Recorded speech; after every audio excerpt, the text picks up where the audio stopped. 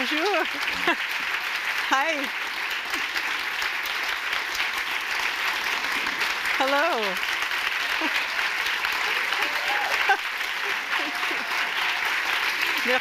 Merci beaucoup. Hi. Thank you so much. I am so excited to be here with you in Paris. I'm going to begin by doing a short reading from my work. Merci beaucoup, je suis vraiment ravie d'être ici avec vous à Paris et je vais commencer par une courte lecture de mon travail. By age 16, I had graduated from the ads in the back of my comic books to the ads in the back of the New Yorker. One day I ordered a shirt like one I'd had as a kid. It arrived accompanied by a portal to a strange new dimension, a dimension where life required balaclavas, anoraks, gaiters, and trousers made of moleskin. Moleskine is literally the skin of moles. A hardy, unisex dimension where the air smelled of wood smoke and impending snow, a dimension called New England. New England seemed at once more civilized and much wilder than the Appalachian backwater where I was currently stranded. But until I managed to get there myself, I could apparently purchase it in installments. Over the next few years, I would send away for the following: 1751J Norwegian sweater, 1966J knicker height rag socks, 8719J large zipper duffel bag, 3154J 12-inch Maine hunting shoe. I became obsessed with a new sport. Cross-country or Nordic skiing was different from the downhill alpine skiing my family did. You didn't need a lift ticket. You could do it anywhere. In his essay, Walking, Henry David Thoreau describes how when he sets out for a walk, strange and whimsical as it may seem, he inevitably heads southwest. The future lies that way to me, and the earth seems more unexhausted and richer on that side. That is more or less how I began to feel about the north.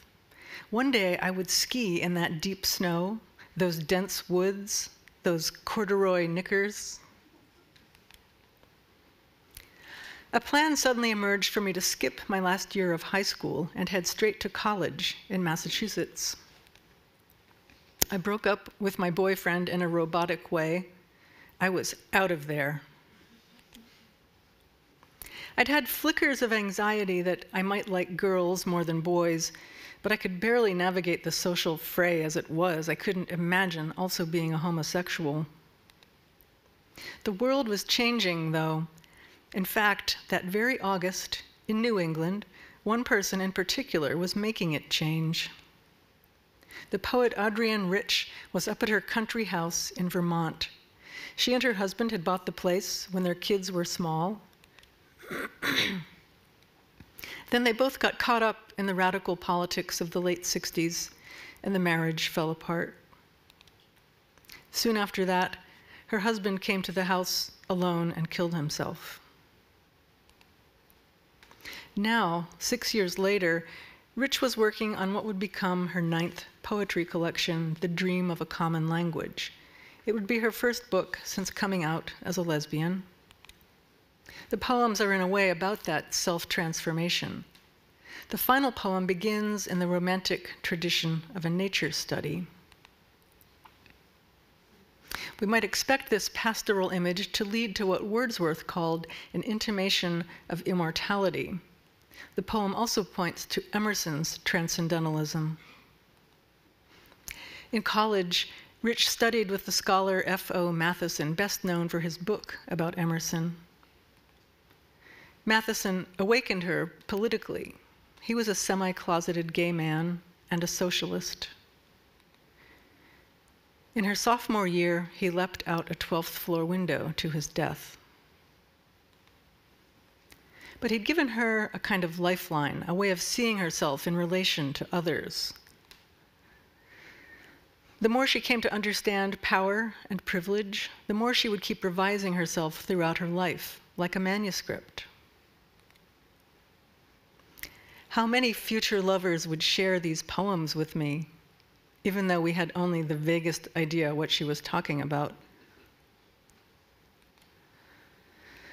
Later in the poem, Richard conjures two women, eye to eye, measuring each other's spirit, each other's limitless desire, a whole new poetry beginning here.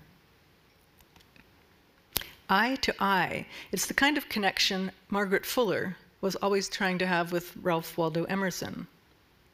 Not the two women part, but the emotional intimacy, the mutuality. Lesbian feminism wasn't just swapping women for men, it was an entirely different model, mutual subjectivity. Waldo tried, but at his core, he preferred his autonomous solitude. Believe me, I know how he felt. But of course, all that was still ahead of me. For now, I was off to college in New England. Thank you. Thank you. So now I'm going to do a little talk. I'm going to talk about some of the different writers I've included in this book and about my own creative process as I was working on it. And Marguerite will translate. On the surface, this book is about my life as an exercise enthusiast, but all along as I was working on it, I knew that what I was really interested in was something deeper. Donc maintenant, je vais parler un petit peu des auteurs que j'ai intégrés dans le livre et aussi du processus créatif quand j'ai travaillé dessus. Donc on va traduire cette partie-là. En apparence, c'est un livre qui parle de ma vie de passionnée de sport, mais en fait, quand je travaillais dessus, je savais que je m'intéressais à quelque chose de plus profond. I learned when I was young that when I ran, or did yoga, or rode my bike up a hill, or exerted myself in any way, I would attain a pleasantly altered state. I first heard this described as runner's high, but I would experience it doing other activities too, as long as I was breathing hard enough and focusing intensely enough. See my crazy eyes? That means I'm blissed out. Donc j'ai compris très jeune que quand je faisais du sport, j'atteignais un état d'altération mentale qui était très agréable. On me parlait d'ivresse du coureur. C'était quelque chose que j'ai connu aussi en faisant d'autres sports. Tant que je respirais bien et que j'étais vraiment concentrée sur ce que je faisais, et donc vous voyez mes yeux complètement dingues, ça veut dire que je suis en plein kiff. And that feeling was familiar to me. It was the same one I would have when I was caught up in a creative project. As a child, I loved to draw. And I would do so happily for hours, losing track of time, losing track of myself, literally ceasing to be aware of myself as a self because I was so engaged in what I was doing. As a child, I would slip into that state of self-transcendence at other times too, like when I thought about infinity, or when I stared at myself in the mirror so long I began to look like someone else. C'est un état qui m'était familier parce que je ressentais la même chose quand j'étais vraiment complètement prise, absorbée dans un projet créatif. Quand j'étais enfant, j'adorais dessiner et je pouvais faire ça pendant des heures. Je perdais toute notion du temps. Je perdais toute conscience de moi-même en tant que moi parce que justement, j'étais tellement investie dans ce que je faisais. Et par exemple, ça m'arrivait cet état d'auto-transcendance quand je réfléchissais à l'infini ou quand je regardais dans le miroir tellement longtemps que j'avais l'impression de regarder quelqu'un d'autre. But those altered states became more rare as I got older. Then one day, when I was 20, I had an experience of self-transcendence that was even more powerful. I wasn't drawing or running or working out. I was just sitting in a park in New York City with my girlfriend and a random tourist from Austria. But I had eaten psilocybin mushrooms for breakfast.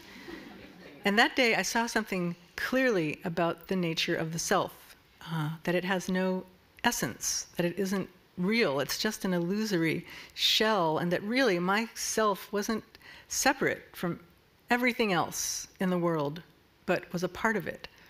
And that realization was accompanied by a feeling of profound bliss. Donc c'est devenu un peu plus rare en grandissant, mais un jour quand j'avais 20 ans, j'ai eu une expérience d'auto-transcendance encore plus puissante. C'était pas en dessinant ou en courant, j'étais simplement dans un parc à New York avec ma copine et une touriste autrichienne qui passait par là, mais j'avais pris des champignons hallucinogènes au petit déjeuner. Et ce jour-là, j'ai vu quelque chose de très distinctement sur la nature du soi, le fait que le soi n'a pas de nature, d'essence justement, qui n'est pas réel, que c'est une coquille illusoire et qu'il n'est pas séparé de tout le reste dans le monde, en fait, qu'on en fait partie. Et c'est une prise de conscience qui a été accompagnée pour moi d'un sentiment de profonde félicité. So I've been trying to get that feeling back ever since, in much the same way that I keep hoping to regain the creative ease and spontaneity that I had as a child. But of course, the harder I try to recapture it, the further off it recedes. How can you get back to the open mind of the beginner after you've become skilled at something? Figuring that out was one of my goals in this book, and to help me do it, I turned to Jack Kerouac. At the end of my 20s, I read his book, The Dharma Bums, which I loved because he seemed to be on a similar quest for this feeling of oneness, and his method entailed wandering around the country, climbing mountains, and practicing meditation. Donc depuis, j'essaie de retrouver ce sentiment de félicité de la même manière que j'essaie de retrouver la facilité, la spontanéité créative que j'avais enfant. Mais bien sûr, plus j'essaie de retrouver cette créativité, plus elle s'éloigne de moi. Et la question, c'est comment retrouver cet état d'esprit ouvert du débutant, une fois qu'on a acquis des compétences pour faire quelque chose. Donc c'est vraiment un des objectifs du livre que d'essayer de comprendre ça. Pour ça, je me suis tournée vers Jack Kerouac. À la fin de la vingtaine, j'avais lu Les Clochards Célestes, son livre que j'adore parce que il paraissait être sur une quête assez similaire à la mienne pour trouver justement cette sensation d'unicité. Et sa méthode, c'était de parcourir le pays, d'escalader des montagnes et de pratiquer la méditation bouddhiste. This is actually Kerouac's friend Gary Snyder on the left, who introduced Kerouac to the mountains. I didn't like Kerouac's other work, like On the Road, which he's more famous for, but in the Dharma Bums, he seemed to be on an authentic spiritual journey, which resonated in a personal way for me.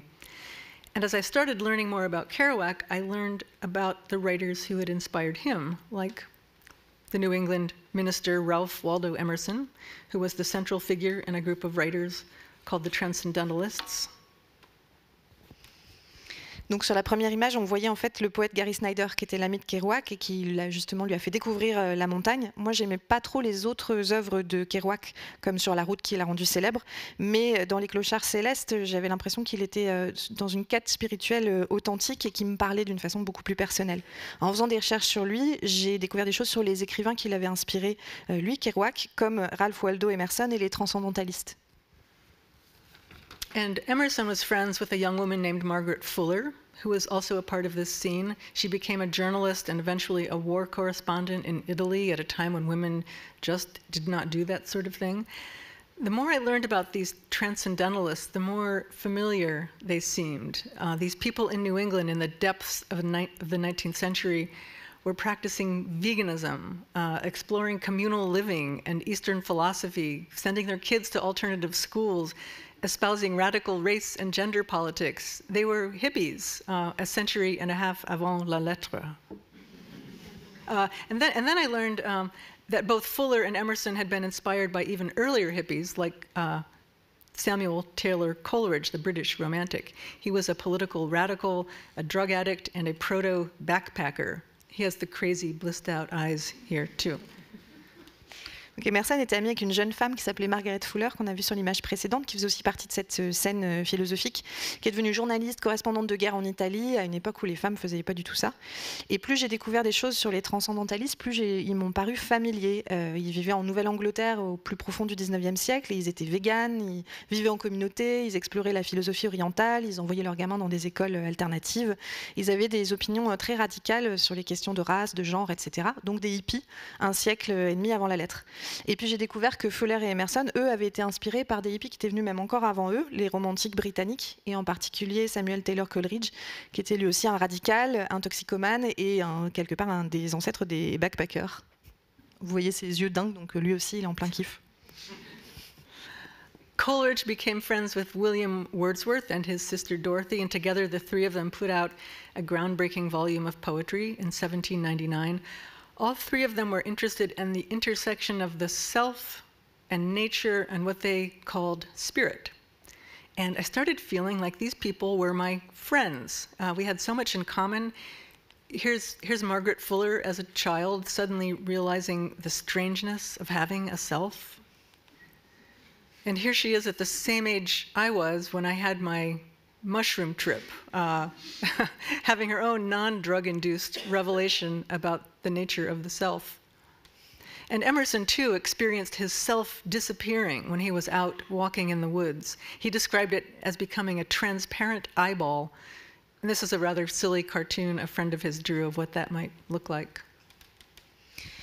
Donc Coleridge est devenu ami avec William Wordsworth et la sœur de celui-ci, Dorothy, et ensemble, ils ont publié un recueil de poésie révolutionnaire en 1799. Et ils s'intéressaient tous les trois à l'interaction entre le soi, la nature et ce qu'ils appelaient l'esprit. Et j'ai commencé à avoir le sentiment que ces gens étaient mes amis, parce qu'on avait énormément de choses en commun. Donc on a vu Margaret enfant qui réalisait à quel point c'était bizarre d'avoir un soi. On l'a vu un petit peu plus tard, au même âge que j'avais quand j'ai fait mon trip aux champignons, qui avait elle-même une révélation, mais sans drogue. Et puis Emerson aussi a eu cette expérience de disparition du soi quand il se baladait dans la forêt. Il a décrit ça comme de devenir une sorte de pupille transparente. Et c'est un dessin, un globe oculaire transparent. Et c'est un dessin rigolo qu'a fait un ami à lui de ce à quoi ça aurait pu ressembler. And all of these characters, like me, loved the mountains. I had a formative experience at age 4 when I fell in love at the same time with the mountains and with Julie Andrews in The Sound of Music. And one theme of the book is my fantasy of living in the mountains, which I finally achieved when I was 30 years old. Coleridge had many ecstatic experiences climbing in the mountains of northern England. Dorothy and William logged hundreds of thousands of miles walking in the countryside. Margaret Fuller had a transformative experience after being lost overnight on a mountain. Emerson retreated to the mountains to make a critical decision about his life. And for Kerouac, mountains promised salvation. Et tous ces personnages comme moi avaient un amour de la montagne. Moi, j'ai eu une expérience très importante à l'âge de 4 ans quand je suis tombée amoureuse en même temps de la montagne et de Julie Andrews dans La Mélodie du bonheur. Et en fait, dans ce livre, un des thèmes, c'est aussi mon fantasme de vivre dans les montagnes que j'ai fini par réaliser à l'âge de 30 ans. Coleridge a vécu des expériences d'extase en faisant de l'alpinisme en Angleterre, enfin en se promenant dans les montagnes. Dorothy et William ont aussi marché des milliers de kilomètres. Margaret Fuller s'est perdue dans la montagne une nuit. Ça a été une expérience qui l'a transformée. Et Emerson aussi s'est retiré dans les montagnes pour prendre une décision cruciale dans sa vie. Quant à Jack Kerouac, les montagnes pour lui c'était la promesse du salut. Also, like me, all of these writers had times when their creativity flowed easily and times when it did not. Dorothy stopped keeping her vivid diary. Wordsworth lost his edge as he got older. Coleridge and Kerouac tried to induce the experience of flow with drugs and alcohol. So this became another thing I was looking for in my book. Is it possible to engineer flow, or do you just have to wait for it to magically descend on you? Ironically, as I was working on this book about spontaneity and flow, I found myself stuck quite a bit. As a child, I drew completely spontaneously, whatever came into my head, not with a pencil, but with a pen. But now I'm a professional, so I do many, many layers of pencil sketches and preparation and photo references before I commit anything to ink. Everything is very premeditated. Et comme moi, tous ces écrivains, ces écrivaines ont eu aussi des moments où leur créativité coulait très facilement, où il y avait un état de flow, et des moments où c'était pas le cas. Et Dorothée a arrêté de tenir son journal, Wordsworth a perdu aussi son acuité en vieillissant, Coleridge et Kerouac ont essayé avec des drogues et de l'alcool de retrouver cet état de flow. Et donc c'est devenu aussi une partie de ma quête dans le livre. Est-ce que c'est possible de recréer justement cet état, ou est-ce qu'il faut attendre que ça vienne magiquement ? Ironiquement, en travaillant sur ce livre justement sur la spontanéité et l'état de flow, je je me suis retrouvée aussi, moi, souvent bloquée. Enfant, je dessinais très spontanément au stylo directement, et maintenant que je suis professionnelle, je fais énormément d'esquisses au crayon, d'études. J'utilise des photos avant de m'engager vraiment avec l'encre. Donc tout est très prémédité. Jack Kerouac also longed for spontaneity, and he's famous for having typed up both On the Road and The Dharma Bums in manic bursts of energy on these long scrolls of paper. The myth is that he just wrote the books completely spontaneously, but in fact they incorporate extensive notes from his journal. He might have written the manuscript in a couple of weeks, but he couldn't have done that without a lot of pre-existing work. And this is something that I've been learning for myself too, that the ability to be spontaneous requires quite a bit of dedicated practice. This is a close-up of Kerouac's scroll. I love the idea of a scroll. It's a long ribbon of paper, and you can't just open it anywhere like a book. You have to go through the whole thing consecutively to get to any particular spot. There's a kind of momentum to it. Donc Jack Kerouac aussi, il avait ce désir de spontanéité, et il est très connu pour avoir tapé l'intégralité de Sur la route et des Clochards célestes sur des longs rouleaux de papier avec une espèce de frénésie. Le mythe, c'est qu'il a écrit ses livres complètement spontanément, mais en fait, ils intègrent des notes extrêmement détaillées qui viennent de son journal. Donc il a peut-être écrit les manuscrits en quelques semaines, mais en fait, il n'aurait pas pu faire ça sans beaucoup de travail au préalable. Et c'est quelque chose que j'ai appris moi aussi, que pour être spontané, il faut énormément de pratique, et il faut s'exercer d'abord. J'aime beaucoup moi aussi l'idée du rouleau. Là on voit celui de Kerouac, c'est un long ruban de papier qu'on ne peut donc pas juste ouvrir n'importe où comme on le fait avec un livre. On est obligé de traverser tout le rouleau pour arriver à un endroit donné, et donc il y a une forme d'élan dans cette façon de lire. I think Kerouac might have gotten his idea to write on a scroll from this version of a Buddhist text called the Diamond Sutra. This is a very zoomed out view of it. This was one of the first printed books ever, printed with wood blocks in the year 868. Scrolls are an amazing format, not just for text, but for images. This is a famous Chinese landscape scroll called Streams and Mountains Without End. And to read this, you have to walk along it and become immersed in it the way you would in an actual landscape, looking closely at things. And the closer you look, the more you're rewarded with these tiny details. A scroll is like life. You can't apprehend the whole thing at once. And it's finite, like life.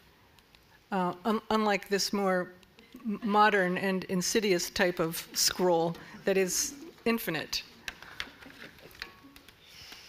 Donc je pense que Kerouac ça a probablement tiré son idée de rouleau d'un texte bouddhiste qui s'appelle le Diamond Sutra, le Sutra du diamant, j'imagine, qui est un des premiers livres jamais imprimé avec des caractères en bois en 868. Les rouleaux, ça fonctionne aussi très bien pour les images. Il y a un célèbre rouleau chinois qui représente un paysage de sources et de montagnes infinies. Et pour le lire, en fait, il faut se promener dedans exactement comme on s'immerge dans un paysage. Et plus on regarde les choses de près, et plus on est récompensé par les découvertes qu'on peut faire dans l'image. En fait, un rouleau, c'est comme la vie. On ne peut pas tout appréhender en une fois, et en même temps, il a aussi une fin, comme la vie, jusqu'à cette forme plus moderne et plus insidieuse, puisqu'on dit aussi scroller, comme scroll le rouleau en anglais, pour Instagram. In the very early stages of my work on this book, Superhuman Strength, I experimented with a scroll myself. I was at an artist's residency where I had a big, spacious studio, so I decided to get some really big paper. And I couldn't bear to cut it up. It was such a lovely long roll. So I tacked one end up on the wall and started drawing. And every day, I would unroll more paper and make a new drawing, like a long comic strip. I liked having to wrestle with this vast swath of paper, the physicality of it, and the challenge of not being able to make a mistake. It got more and more nerve-wracking as I went on because I didn't want to ruin it. And also, I could never see the whole thing at once until one night I got a bunch of people to help me unroll it out in the hallway. So this was a great exercise in learning to draw more spontaneously and in learning to trust myself.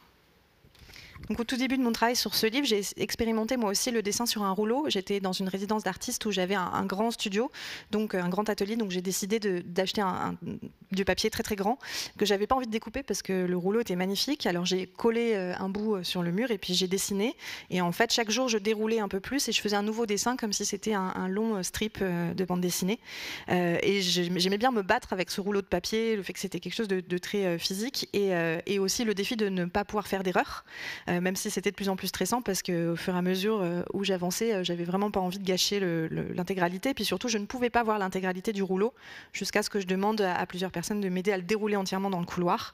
Et c'était un super exercice pour dessiner plus spontanément et pour apprendre à me faire confiance. Oh, one more. But it wasn't quite enough because several years later I was still stuck. At this point, I had not been drawing at all for a long time and had kind of frozen up.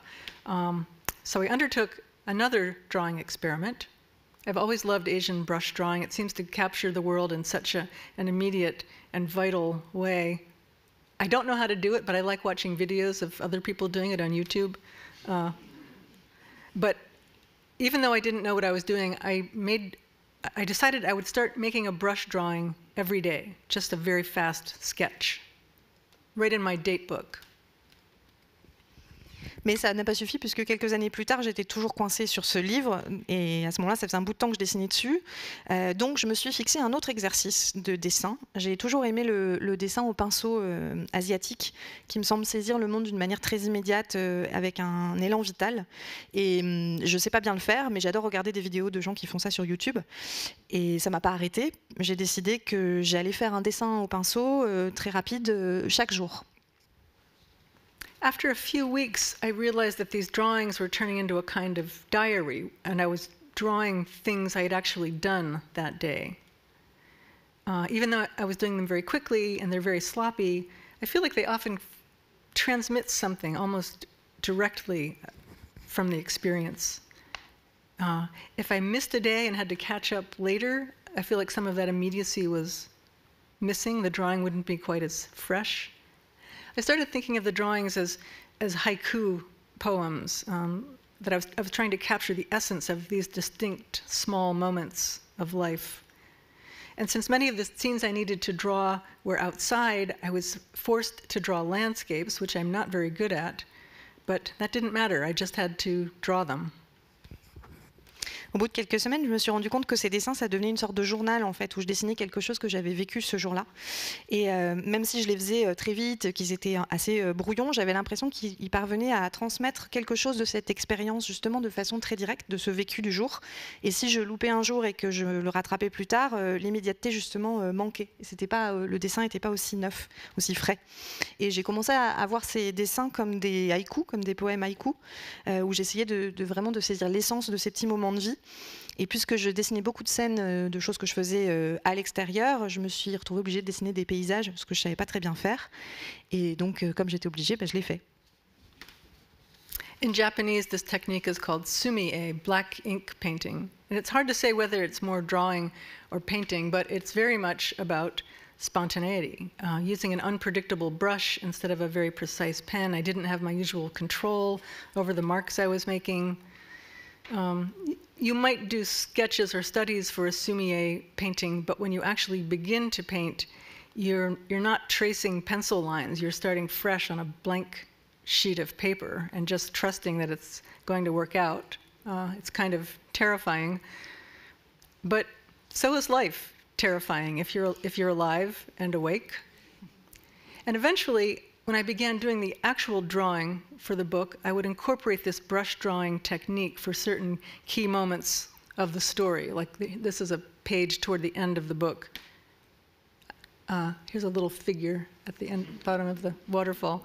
That was just an excuse to use my laser pointer.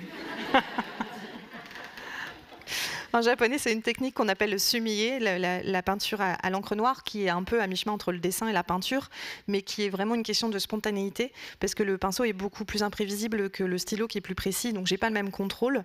Et pour un dessin sumie, on peut faire des esquisses, des études, mais quand on commence à peindre, on ne fait pas d'esquisse au crayon, on y va directement sur une page blanche, et donc on est obligé d'avoir confiance dans le fait que ça va fonctionner, ce qui est assez terrifiant. Mais la vie est terrifiante si vous êtes vivante et éveillée. Et en fait, finalement, j'ai commencé à faire quand j'ai commencé à dessiner le livre, j'ai intégré cette technique de dessin au pinceau pour certains moments clés. Et là, j'ai eu le plaisir d'utiliser ma pointeuse laser sur ce dessin pour vous montrer le petit personnage. But these final drawings were still a long way off. Even a year of doing that exercise, I was still stuck. So I devised a new exercise. I got a small roll of rice paper and started drawing on that every day. I would unroll a little bit more each day and add to the drawing.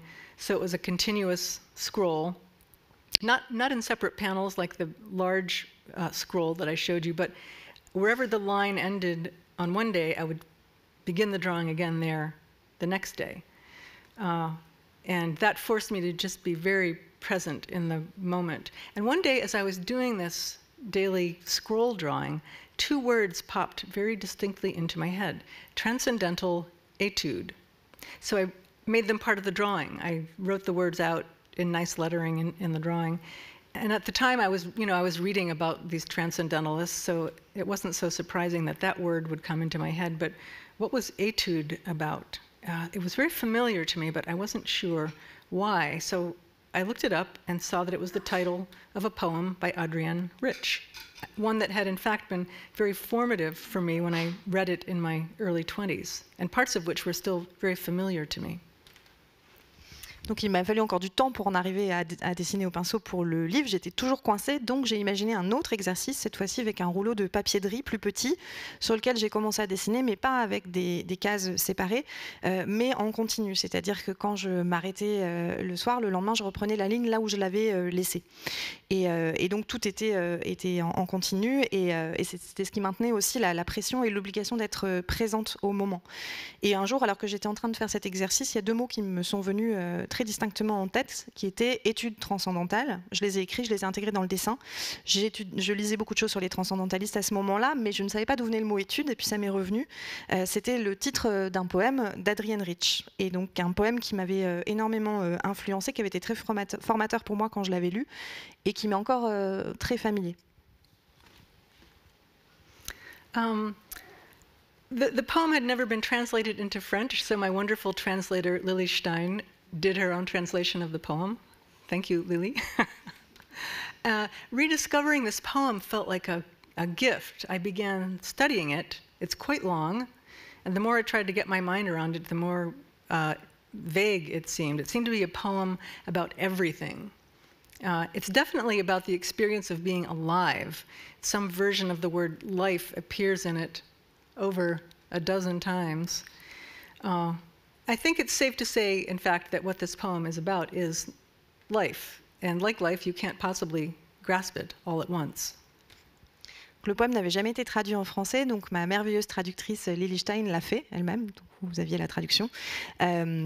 Et redécouvrir ce poème m'a paru être un cadeau. J'ai commencé à l'étudier, il est assez long, et en fait, plus j'essayais de le comprendre, plus il m'échappait. Ça semblait être un poème qui parlait d'absolument tout. Ça parle en tout cas très clairement de ce que c'est que de vivre. Le mot « vie » sous différentes formes apparaît au moins une dizaine de fois. Et en fait, je pense qu'on peut dire qu'effectivement, c'est un poème qui parle de la vie, et que comme la vie, on ne peut pas tout saisir en une seule fois. I wish I could show you the part of the scroll where I spontaneously wrote the words transcendental étude, but I unfortunately threw it away. This is the only image I have. I have of it. This was just an accidental picture. I was really taking a picture of the cat. It's odd that I threw it away, because in general I save everything, but I got into some kind of cleaning frenzy. Perhaps when I read Marie Kondo's book, La magie du rangement. But if I'd known then the role that this poem would play in my book, I would have hung on to it. But in a way, I think it's significant that I didn't, that I just let go of this moment of inspiration, almost as if I trusted there would be more, where that came from. But Adrienne Rich turned out to be a crucial link in this chain of writers I had been following. She tied everything together. In fact, sometimes I felt like we were all roped together like climbers ascending a glacier. J'aimerais bien vous montrer la partie du rouleau où j'ai spontanément écrit les mots études transcendantales, mais en fait, apparemment, j'ai tout jeté. Et c'est la seule photo qui me reste par accident, parce qu'en fait, je prenais une photo du chat. Et c'est un peu bizarre d'ailleurs que je l'ai jeté, parce qu'en général, je garde tout, mais j'ai eu une frénésie de rangement après avoir lu Marie Kondo. Et si j'avais su le rôle que ce poème jouerait dans mon livre, je l'aurais probablement gardé, mais d'une certaine manière, c'est aussi significatif que je ne l'ai pas gardé, que j'ai lâché ce moment d'inspiration, parce que ça signifie aussi que j'avais une forme de confiance dans l'idée qu'autre chose allait en sortir.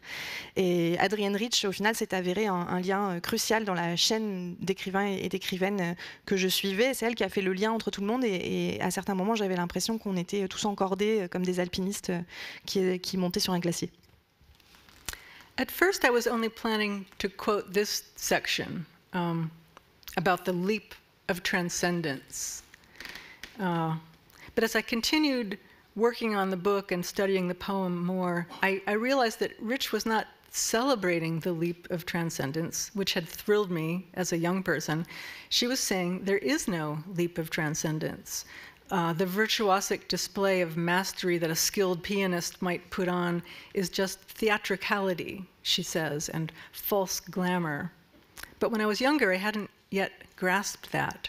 So I incorporate this part of her poem later in my story at midlife, when death was starting to get closer. And as you can see, this is one of the scenes done with the black and white brush drawing. Au début, j'avais l'intention de citer seulement la partie qu'on a vue juste avant, où elle parle du saut dans la transcendance. Mais en continuant à travailler sur le livre et en étudiant davantage le poème, je me suis rendu compte qu'Adrienne Rich ne célébrait pas, ne prônait pas ce saut dans la transcendance qui m'avait tellement excitée quand j'étais jeune. Elle disait qu'en fait, ça n'existe pas, que la virtuosité d'un pianiste n'est que de la théâtralité et du faux glamour. Mais quand j'étais jeune, je n'avais pas encore saisi ça. Et donc, j'ai intégré cette autre partie du poème plus tard dans l'histoire, vraiment au milieu de la vie, quand la mort commence à se rapprocher. Et comme vous voyez, c'est d'ailleurs une des scènes que j'ai dessinées au pinceau, en noir et blanc. And then after continuing to live with the poem, I eventually realized that it also held the ending of my book. I revisited my imagined scene of the drive Adrienne Rich took that August evening in 1977, which seemed to be the moment of inception of her poem. And I quote from her final stanza. She's not concerned with virtuosic displays of mastery or with eternity. She's interested in a different kind of creativity. Such a composition has nothing to do with eternity, the striving for greatness, brilliance, only with the musing of a mind, one with her body. And it's funny, I had been very clear for a long time that the oneness of the body and the mind was a central focus of my book, but somehow I hadn't been able to see that in this long, capacious poem. It was Adrienne Rich's theme, too. Et puis j'ai continué à vivre avec ce poème et j'ai fini par comprendre qu'il détenait aussi la fin de mon livre. Je revisite la scène que j'imagine de ce moment où Adrienne Rich est en voiture un soir d'août en 1977 et qui semble être le point d'origine de son poème. Et je cite la dernière strophe du poème où elle effectivement ne s'intéresse pas à la virtuosité ou à l'éternité. Ce à quoi elle s'intéresse, c'est une forme de créativité qui est différente. Et je savais depuis longtemps en fait que cette question de l'unicité du corps et de l'esprit, c'était vraiment le thème central de mon livre, mais je n'avais pas su voir que c'était aussi le sujet de ce long et ample poème d'Adrienne Rich. This poem also brought me back to the days of my youth, of my political and sexual awakening, and the clarity of that vision of the world, which had not yet been muddied by experience. It was a kind of return to beginner's mind.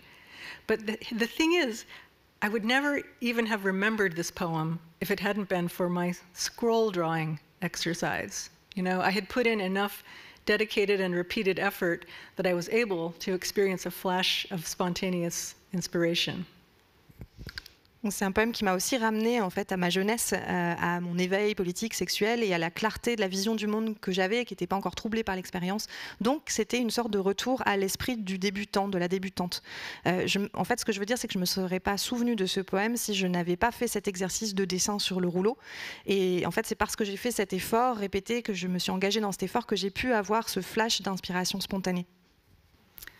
Okay, so that's the end of my talk. Now I'm going to do another short reading. And Marguerite, thank you so much. Une autre lecture.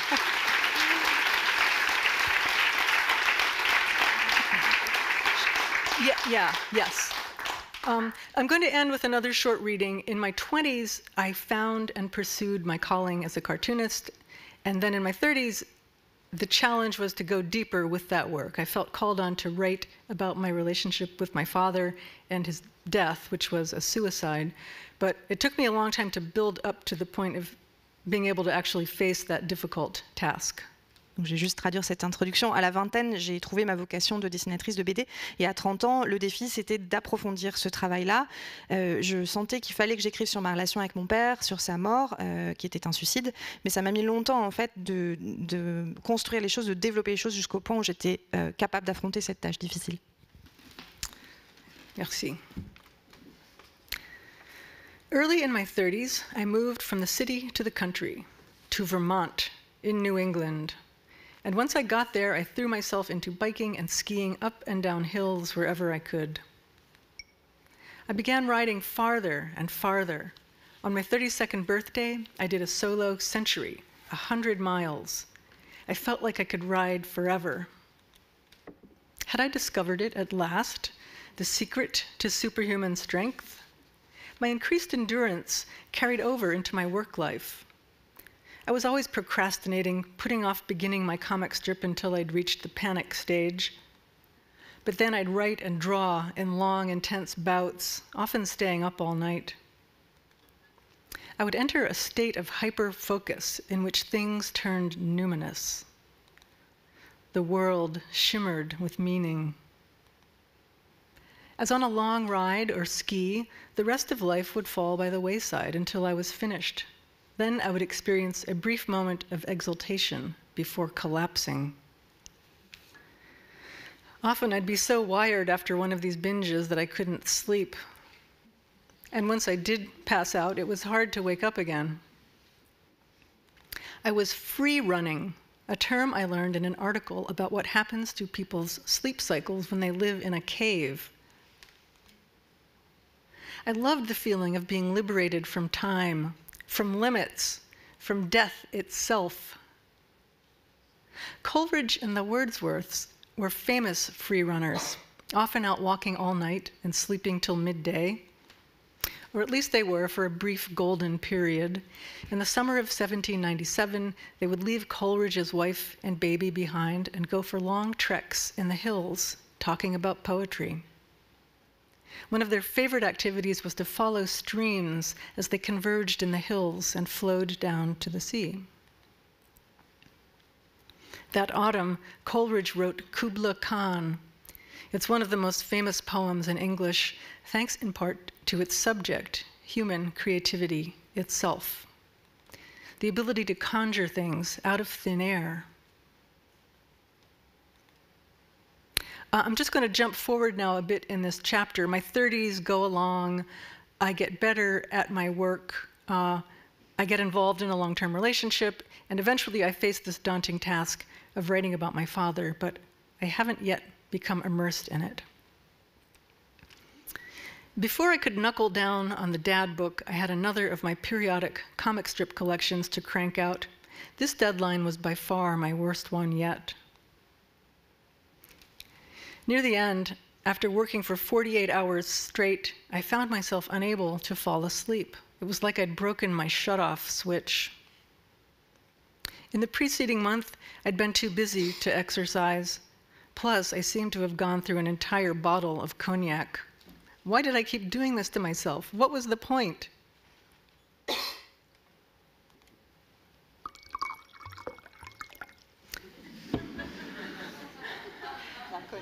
In truth, I was beginning to feel the press of that other, more absolute deadline. This was the year I'd turned 40. Coleridge once wrote to a friend, "My mind feels as if it ached to behold and know something great, something one and indivisible." That's what I felt like now, in my robe de chambre. My girlfriend's Torah chanting guide, alas, was in Hebrew. Someone had given this to me 20 years earlier, and I'd never opened it. I had just happened, however, to see Joseph Campbell on a PBS fund drive.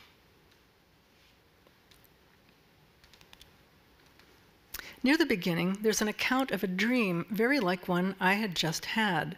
A woman comes to a river, a clear river flowing over grass with no way to cross. But with luck and invention, she forges her own path.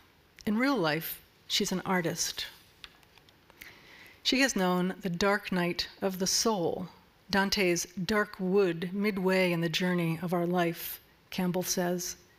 Then he quotes the Katha Upanishad.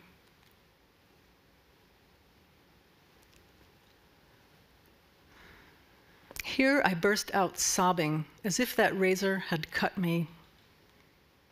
It's true I was in a bit of a state, but I am not prone to histrionics of this kind, nor was I even quite sure what the lines meant. But I kept reading for a long time. I sensed that I had already embarked on this difficult path. The trick now was to keep going, to make a heroic effort.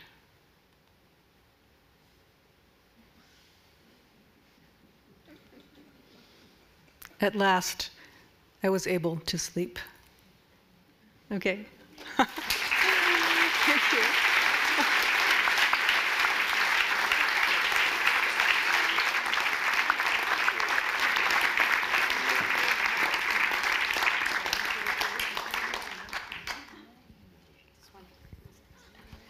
Merci beaucoup Alison Bechdel. Merci pour cet exposé.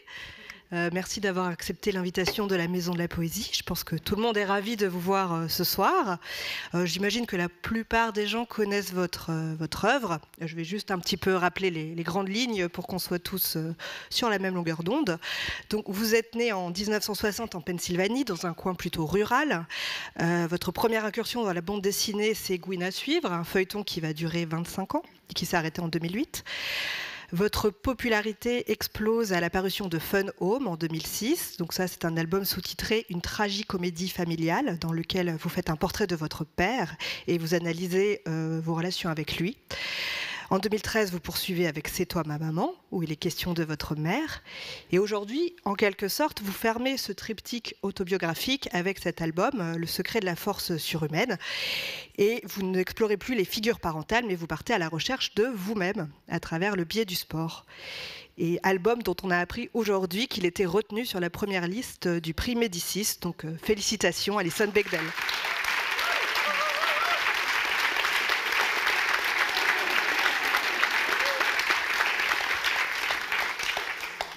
Alors pour commencer, j'aimerais revenir sur le titre de cet ouvrage, donc Le secret de la force surhumaine, qui contient en lui-même une certaine ironie, puisque, spoiler alerte, on ne connaît pas le secret à la fin. D'où vient ce titre et est-ce que ce désir d'ironie, de légèreté était contenu dès les prémices de votre écriture? Is this on? Yes. Oh, good. Okay. The title comes from an ad I saw in a comic book as a child. I was obsessed with the weightlifting ads, the bodybuilder guys in my comic books. I don't know if they had those in French comic books. It was a very strange American phenomenon. They did? Okay. And one day I saw a little ad that promised the secret to superhuman strength. I was probably 9 years old, and I sent away for this thing. What was it going to be? I didn't know, you know, the secret to superhuman strength. And when it came, it was just like this little manual for some martial art, like this badly printed, very complex manual that I couldn't make any sense of as a child. So it was one of those, you know, those initial experiences of disappointment in life that shape us all. Le titre, ça vient d'une publicité que j'ai vue dans un de mes albums de comics quand j'étais enfant. J'étais complètement obsédée par les culturistes et on avait donc ces publicités. Je ne sais pas si c'est la même chose dans les magazines français, apparemment oui, mais en tout cas dans les magazines pour enfants américains, on avait des pubs pour les bodybuilders, la prise de muscles, etc. Et un jour, il y avait une publicité qui promettait de pouvoir commander le secret de la force surhumaine. J'avais 9 ans, j'ai commandé en ne sachant pas à quoi m'attendre et j'ai reçu un petit manuel mal imprimé et beaucoup trop compliqué pour un enfant qui expliquait un art martial, et ça a été ma première déception peut-être, et comme on le sait, c'est très formateur comme expérience dans la vie. Comment vous vous êtes aperçu en partant donc du sport que le thème allait être plus profond pour ce livre? À quel moment du processus d'écriture? It's hard to say. I mean, this book took so long. It took 8 years because I had just had a lot going on in my life and was unable to really sit down and focus on it. So the initial idea was a short, fun book about exercise that I could do very quickly. But I don't know. My mother died at that time, like just as I was beginning the book, and I think that kind of made it seem ridiculous to write anything light ever again. I mean, it was it's just a powerful moment when your last living parent dies and you're all alone in the universe and the next one in line to go. So I just knew at that point with my mother's death that it was going to be a more complicated book. C'est difficile à dire parce que ça a pris très longtemps d'écrire ce livre, ça m'a pris 8 ans. Il s'est passé beaucoup de choses dans ma vie à ce moment-là qui ont fait que c'était difficile de se concentrer sur le projet qui initialement était l'idée d'un livre court, amusant, sur ma passion du sport qui me prendrait pas longtemps à écrire. Et en fait, au moment où je commençais ce livre, ma mère est morte et ça semblait sans doute assez ridicule d'écrire quelque chose de léger à ce moment-là ou même jamais. C'est un moment, une expérience très forte, le moment où on perd son dernier parent en vie et qu'on se retrouve le prochain à partir potentiellement, qu'on se retrouve tout seul. Et donc je pense que c'est au moment de la mort de ma mère que j'ai su que ça allait être plus complexe comme livre. Alors vous racontez dans ce livre que vous avez commencé le sport très tôt. Dès que vous êtes préado, vous commencez à courir, alors que ça ne se fait pas du tout de faire du jogging à l'époque. Est-ce qu'il y avait une volonté de trouver une échappatoire au discours sexiste dans lequel vous étiez immergé à ce moment-là?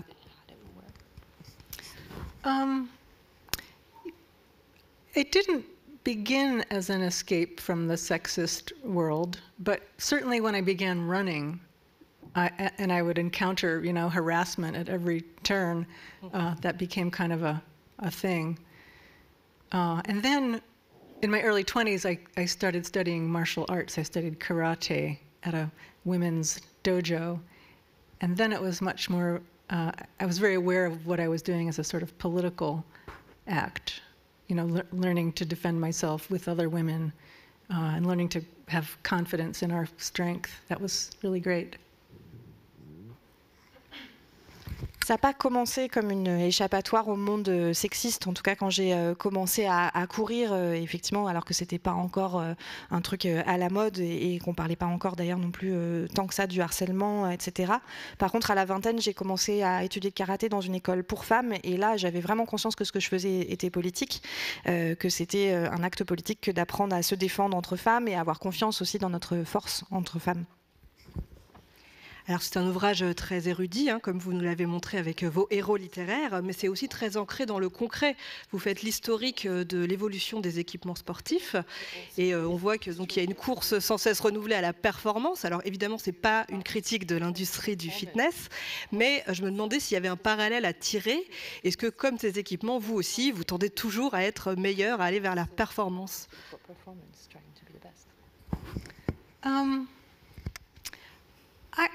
I'm not terribly competitive when it comes to all these sports. I don't race or compete. So I compete against myself. I guess that's perhaps pretty obvious if you read the book. But I do love the equipment and the gear.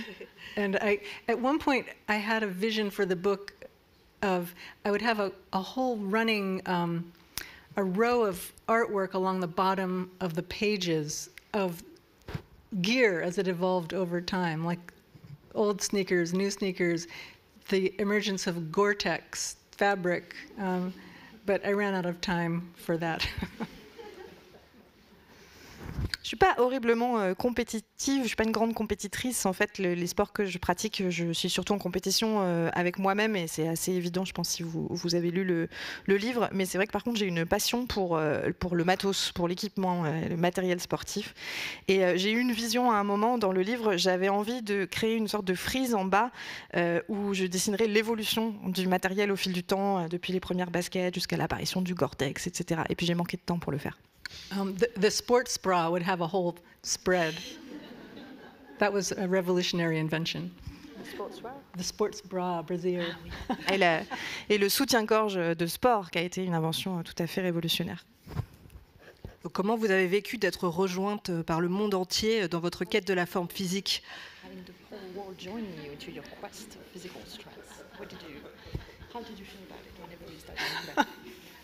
It was a little disappointing. I liked. No, I think it's fun. I love seeing people working out. It's interesting to see so many people in Paris running and working out on the sidewalks. I did not notice that when I was here 9 years ago. Is this like a new? Maybe it's a COVID thing.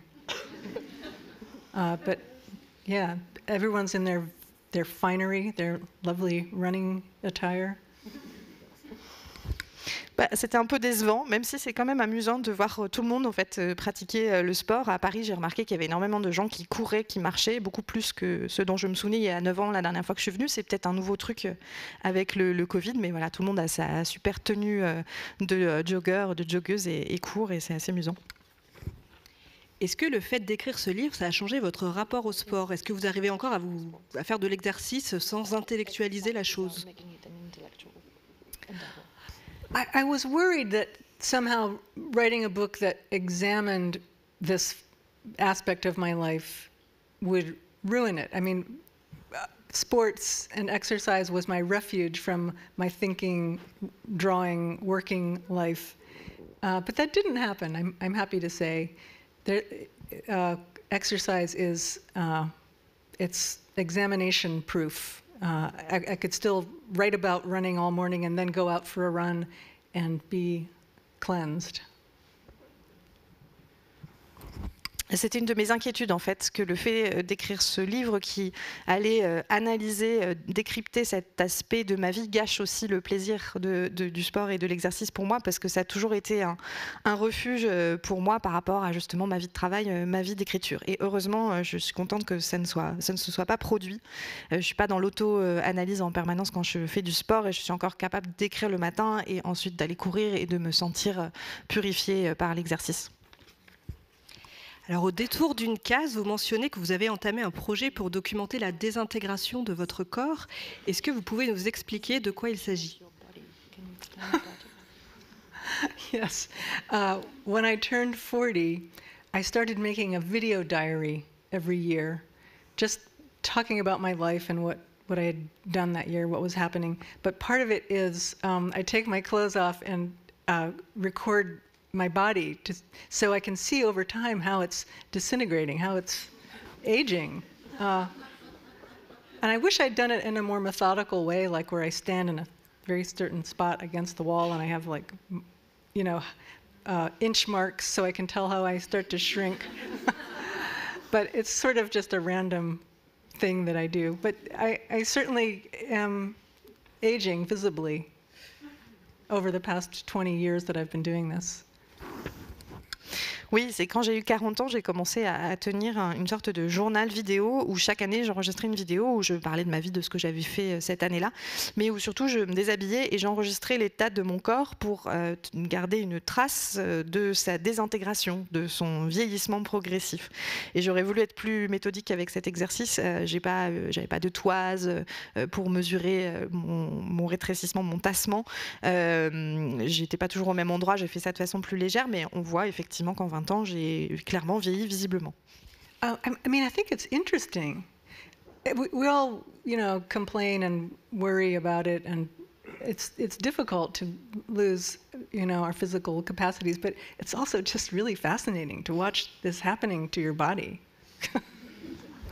Je crois que c'est intéressant, en fait. C'est quelque chose dont on se plaint, dont on s'inquiète toujours. C'est vrai que c'est difficile de perdre ses capacités physiques, mais c'est aussi assez fascinant, en fait, de regarder ce qui arrive à votre corps dans le vieillissement. Mais est-ce que vous regardez les vidéos d'année en année et est-ce que vous pourriez les utiliser dans un projet artistique, par exemple? I don't look at them every year because honestly they're kind of boring. But I have some plan. I do want to do something with them one day. I'm not sure what. Je ne les regarde pas tous les ans parce que pour être franc, elles sont un peu ennuyeuses, mais j'ai effectivement un projet d'en faire quelque chose un jour, mais je ne sais pas encore quoi. Alors il y a quelque chose d'assez surprenant dans cet album, c'est que vous n'évoquez pas du tout la question des injonctions au corps féminin, alors qu'elles sont très en débat aujourd'hui, elles sont très malmenées par des mouvements comme le mouvement body positive par exemple. Pourquoi avoir laissé cet aspect de côté?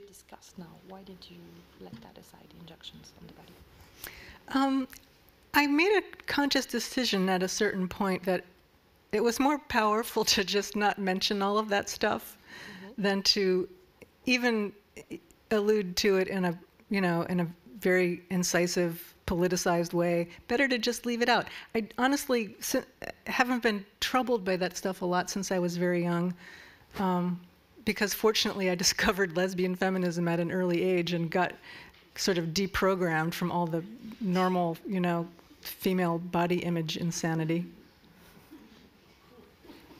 En fait, j'ai pris une décision consciente à un moment de ne pas intégrer ce sujet-là dans le livre parce que je me suis dit que ce serait plus fort en fait si je n'en parlais pas du tout plutôt que de me contenter par exemple d'une allusion bien précise et très politique.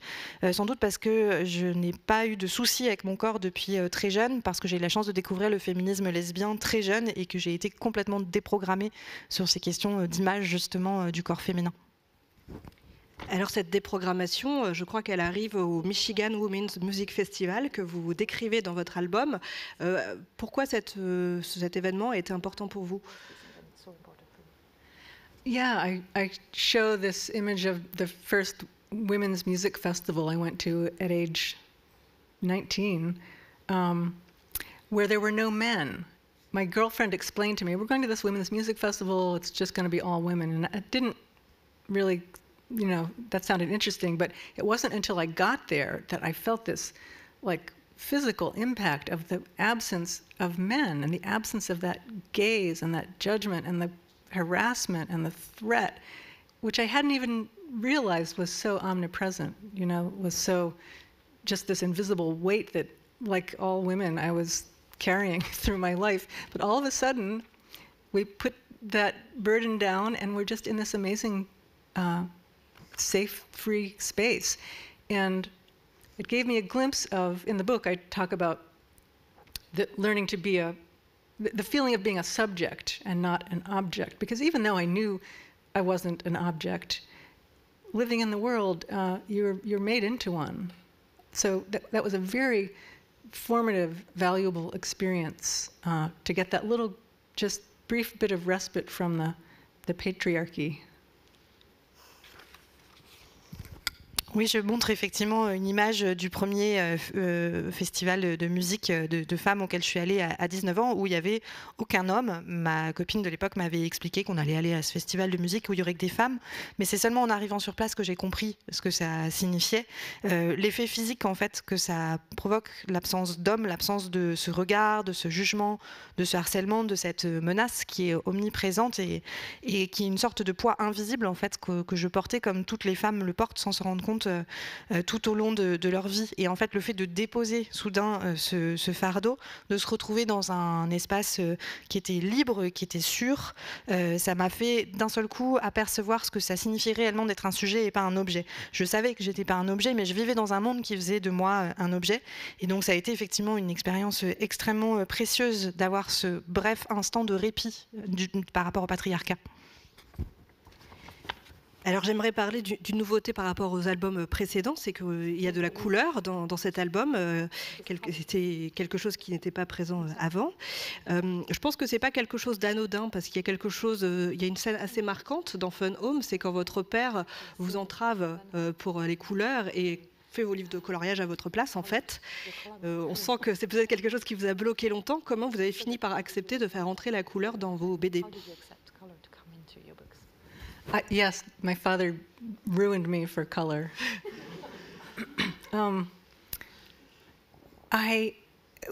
There's that psychological aspect, but there's also a technological part of it, which is that color is very difficult and time-consuming to do in comics, for me anyway.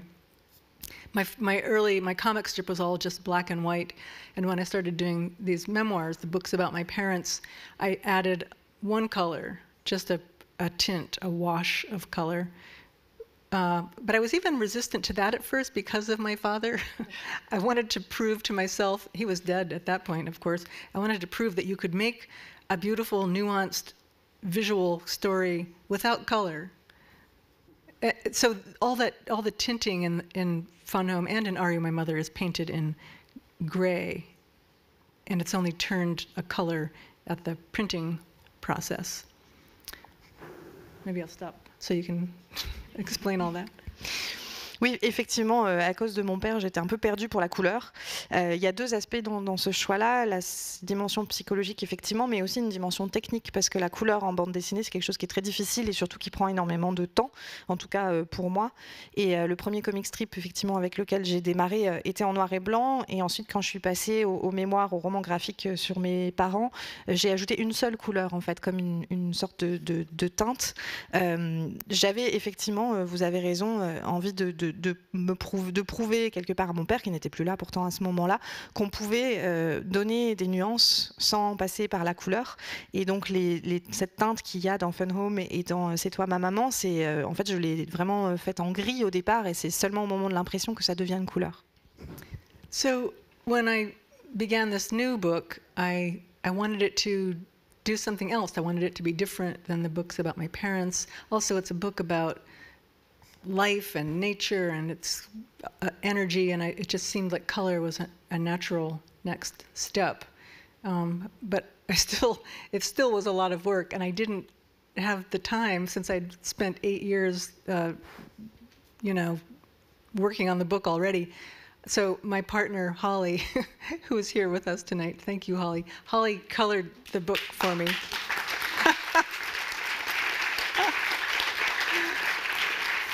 But the funny thing is, she was not painting with beautiful translucent watercolors. She did all of this coloring with gray ink wash, like I had done with my books about my parents, and it was all transferred in the printing process. It's crazy. I won't bore you with the explanation, but it was very crazy and time-consuming. Pour le nouveau livre, j'avais envie de faire quelque chose de différent des livres qui parlaient de mes parents. Et puis c'était un livre qui parlait de la vie, de la nature, énormément d'énergie. Et donc ça paraissait assez naturel de passer à la couleur. Mais ça me demande encore une fois beaucoup de travail. J'avais pas le temps parce que j'avais déjà passé 8 ans à écrire ce livre. Et donc c'est ma compagne Holly qui est présente ce soir et que je remercie, qui a fait la couleur pour ce livre. Mais elle n'a pas coloré les pages avec des belles aquarelles multicolores. En fait, encore une fois, elle est passée par une teinte de gris et qui s'est transformée au moment dans le processus d'impression. C'est assez compliqué, je ne vais pas rentrer dans le détail, mais c'est à ce moment-là seulement que ça devient de la couleur. Et c'est un processus très long et complexe. Alors ça aussi, c'est une nouveauté, c'est que vous avez travaillé à deux, alors que autrice de BD, c'est génial parce qu'on contrôle tout. Comment vous avez opéré la transition vers ce duo?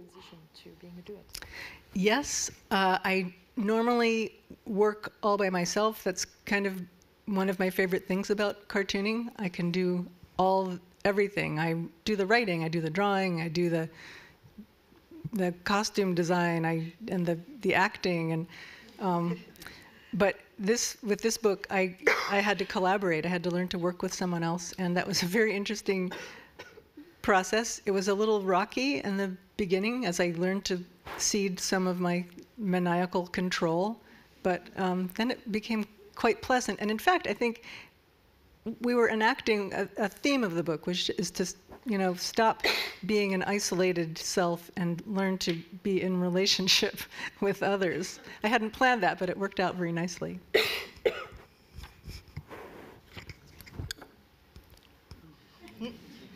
Oui, normalement, effectivement, travailler toute seule, c'est une des choses que je préfère dans la bande dessinée. J'écris, je dessine, je fais les costumes, je suis aussi l'actrice. Et pour ce livre, j'ai dû effectivement apprendre à collaborer et à travailler avec quelqu'un d'autre, ce qui était très intéressant, compliqué au début, parce qu'il fallait céder une partie de ce contrôle frénétique que j'ai toujours sur le travail.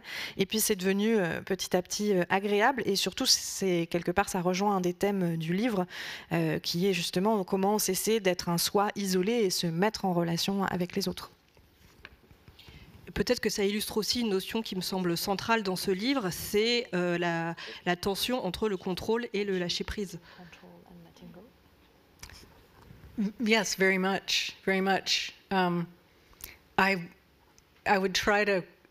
In fact, the reason we were doing this crazy system of painting in gray ink wash in color separations, essentially, was because I was trying to control the color. So I've learned that I will not do that again. I hope we will do another book together, and Holly will just work with actual watercolors, and it will be much more pleasant for everyone.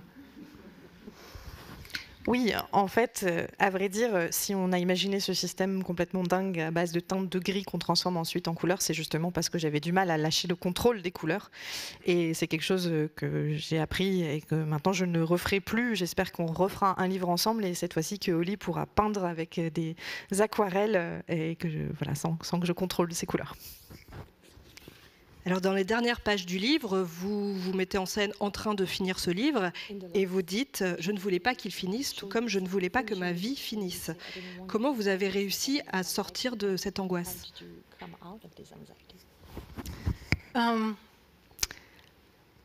I had a vision one day when I was out running.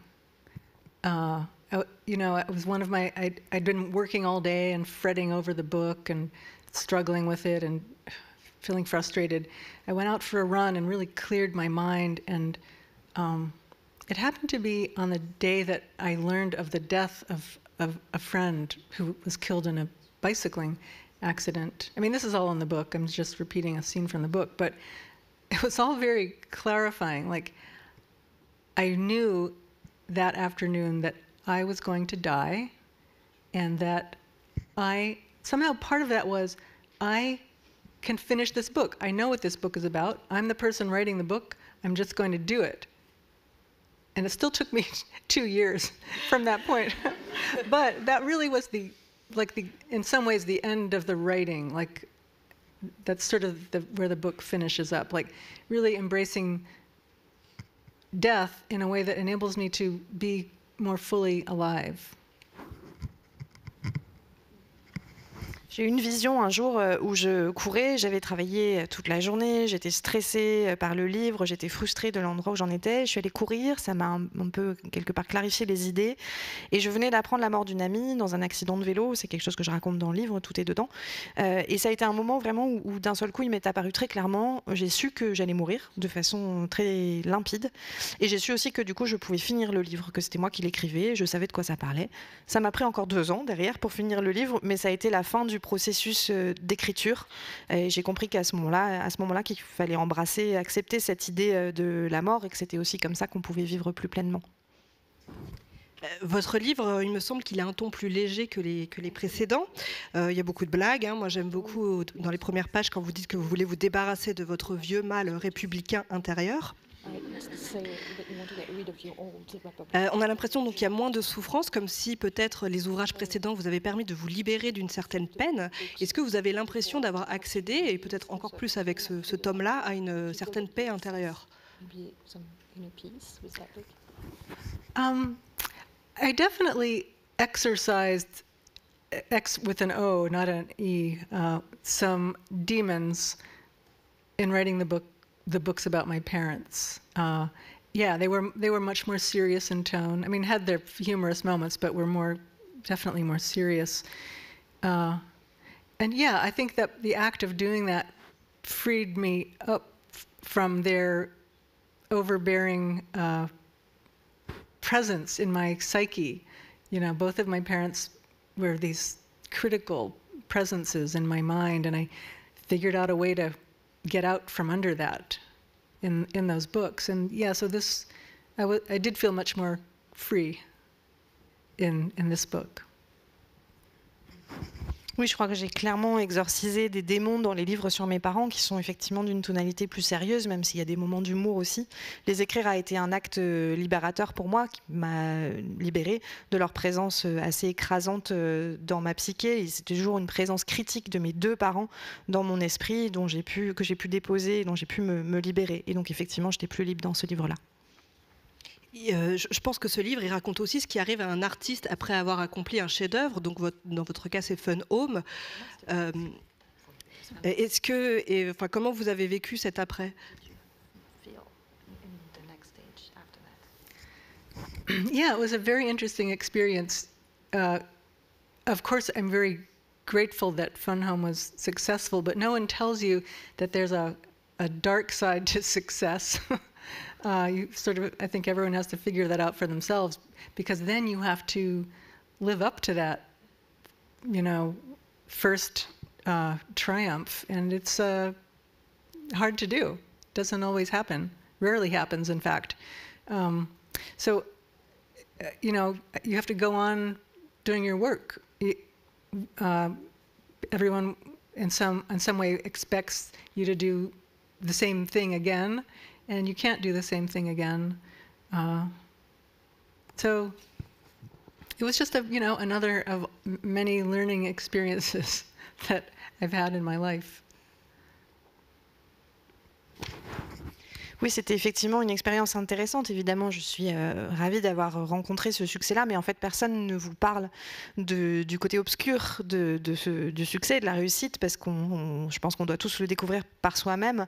C'est simplement le fait de devoir être à la hauteur de ce premier triomphe, qui est quelque chose de très difficile à réaliser, qui ne fonctionne pas toujours, qui fonctionne même rarement. Et pourtant, il faut continuer à travailler, et tout le monde s'attend à ce que vous refassiez la même chose. Et en fait, ce n'est pas possible de refaire la même chose, mais ça fait partie de toutes ces expériences formatrice dont je parle aussi dans le livre. Quel regard vous portez aujourd'hui sur Fun Home et C'est toi ma maman? Est-ce que vous changeriez quelque chose si c'était à refaire aujourd'hui? I would change everything. I mean, I couldn't tell those stories again in the same way. I've had so much more experience. I have more information about my family. I know things now that I didn't know when I wrote Fun Home.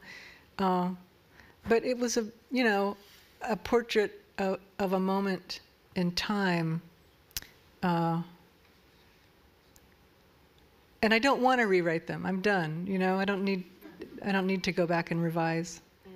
Sometimes I'll find a typo in the book, and I wish I could fix that. But Je crois que je changerais absolument tout. En fait, je ne pourrais pas raconter cette histoire de la même manière, tout simplement parce que j'ai plus de vécu, j'ai aussi plus d'informations, de savoir sur ma famille, sur l'histoire de ma famille, des choses que j'ignorais au moment où j'écrivais Fun Home. Et donc, ça parle, en fait, c'est un portrait d'un moment dans le temps. Et d'ailleurs, j'ai pas envie de le réécrire. En fait, c'est terminé pour moi. J'ai aucun besoin de réviser ces livres, à part quand de temps en temps je tombe sur une coquille et que j'aimerais bien pouvoir la corriger. Il y a certains auteurs qui disent qu'ils ne savent pas ce qu'ils pensent tant qu'ils n'ont pas vu sur la page. Est-ce que vous fonctionnez aussi comme ça? Est-ce que c'est une exploration de soi, la BD? Yes, absolutely. Whenever I begin one of these projects, I have no idea where it's going to go. If I did, why would I bother doing it? What gets me through the work is the excitement of answering the questions, of fleshing out my information. And I love trying to make a coherent story out of the material of my actual life, which is very chaotic and random and not structured at all. But I like trying to find the structure there. Oui, absolument. Quand je commence un projet comme tous ces projets-là, je n'ai absolument aucune idée d'où je vais. Si je savais, pourquoi est-ce que je m'embêterais à le faire? En fait, ce qui me fait avancer dans le projet, c'est justement l'excitation d'essayer de trouver la réponse à la question, d'aller à la pêche aux informations. Mais j'aime bien l'idée d'arriver à construire une histoire cohérente avec un matériau qui est ma propre vie, qui est tout sauf cohérent, justement, qui est chaotique, etc. Et d'essayer de trouver la structure là-dedans. Alors dans votre travail, vous avez abordé assez rapidement la question de l'homosexualité. Moi, ça me fait penser à des auteurs comme Ralph Koenig en Allemagne ou Fabrice No en France, qui sont des auteurs homosexuels et qui en parlent librement dans leurs BD, mais qui estiment que ce n'est pas le sujet. Le sujet, c'est leur quotidien et il se trouve qu'ils sont homosexuels. Est-ce que vous vous placez dans cette optique-là ou est-ce qu'il y a toujours une dimension militante à mettre en scène des personnages lesbiens? I missed a little bit of the very end of the question. Is it political for you to show lesbian characters? Is that activism? Okay. You know, when I was younger, just the fact that I was drawing lesbians was a political act. They didn't even have to be doing anything political. They could just be getting out of bed in the morning. And that was political because you just didn't see it. People were closeted.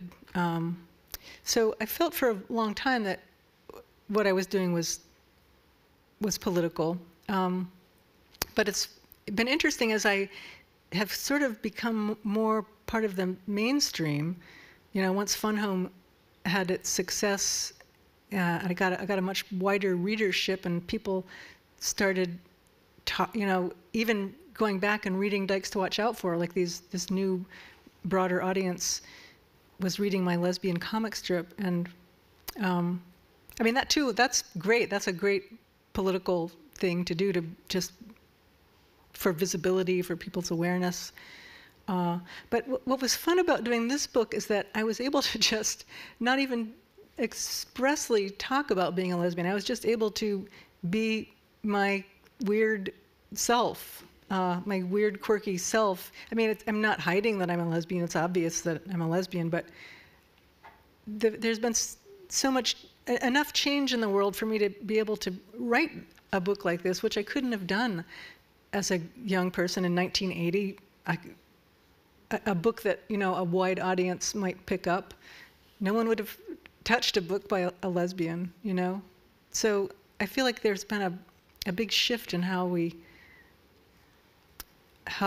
the mainstream thinks about all this stuff. Plus jeune, quand je dessinais des lesbiennes, j'avais effectivement le sentiment et la conscience que c'était un acte politique, parce que en fait, je n'avais rien besoin de leur faire de politique à mes personnages. Il suffisait juste que des personnages lesbiens se lèvent le matin, et en fait, c'était quelque chose qu'on ne voyait pas, parce qu'à l'époque, tout le monde, les gens étaient cachés. Et j'ai longtemps pensé que ce que je dessinais était politique, mais en fait, ce qui est intéressant, c'est que plus mon travail est devenu mainstream, plus j'ai évolué vers le mainstream avec le succès de Fun Home et l'élargissement de mon lectorat, plus je me suis rendu compte que maintenant, effectivement, un public plus large peut s'intéresser même à Gouine à suivre, à aller relire mes premiers comic strips lesbiens, et que c'est aussi politique au sens où effectivement ça apporte de la visibilité, mais qu'en fait ça me permet ici, dans ce livre, de ne pas parler explicitement du fait d'être lesbienne. Je peux juste parler de qui je suis, moi, bizarre, vraiment telle que je suis, sans cacher le fait que je suis lesbienne, mais sans que ce soit nécessairement le sujet. Et je pense qu'il y a eu assez de changements dans le monde pour pouvoir écrire un livre comme ça, que je n'aurais pas pu écrire dans les années 80 quand j'étais jeune, parce qu'à l'époque, personne dans le grand public n'aurait été chercher un livre par une jeune autrice lesbienne. Donc il y a eu quand même, je pense, un basculement dans la manière dont le grand public voit ces œuvres-là. Il y a eu aussi un changement sur la scène de la bande dessinée, puisqu'aujourd'hui il y a beaucoup plus de personnages lesbiens dans la bande dessinée, avec des gens comme Tilly Walden ou Émile Ferris par exemple. Je voulais savoir si vous suiviez cette production. I don't follow everyone. I can't. There's so much, and it's wonderful.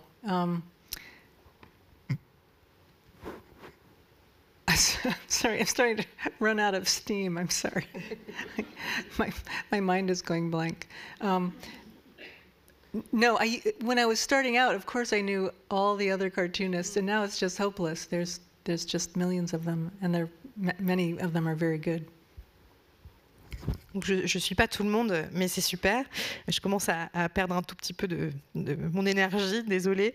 Mais oui, il y a de plus en plus effectivement de ce genre de personnages, et c'est tant mieux. Est-ce que vous pouvez nous dire comment vous avez vécu d'arrêter Gouine à suivre ? Oh, it was a very mixed experience. In some ways, I was relieved to stop drawing Dykes to Watch Out For in 2008 because I'd been writing, regular installments for 25 years. But it was strange to let go of this routine, this thing that had become almost a bodily function. Got to write another comic strip. But I needed to do it. It was like letting go of one thing so that something new could come to me, and it was the right decision. Ça a été une expérience assez compliquée parce qu'à la fois il y avait du soulagement de cesser ce comic strip que j'écrivais depuis 25 ans et en même temps c'était aussi très bizarre d'abandonner cette routine parce que j'en écrivais, je vais l'écrire tellement régulièrement que c'était devenu presque une fonction de mon corps en fait. Et j'avais besoin de laisser ce projet-là pour que quelque chose de nouveau puisse arriver. Donc c'était une très bonne décision. Il y a un projet de dessin animé dans les cartons. Yes, I'm working on an animated version of Dykes to Watch Out For. I don't know if it will happen, but I'm collaborating on this with Carrie Brownstein of Portlandia and the rock band Slater-Kinney. I'm waiting for her to send me her scenes, in fact. So that's been really exciting. It would be so cool to see the characters animated. Oui, je travaille effectivement sur une version dessin animé de Gwyn à suivre en collaboration avec Carrie Brownstein du groupe de rock Slater-Kinney et de Portlandia. Et j'attends en fait d'ailleurs qu'elle m'envoie ces scènes. Donc c'est effectivement une nouvelle collaboration très excitante. Malheureusement, on va devoir arrêter là parce que vous allez signer des livres devant la salle. Mais merci beaucoup d'avoir répondu à nos questions et d'être venu ce soir. Merci, Amandine.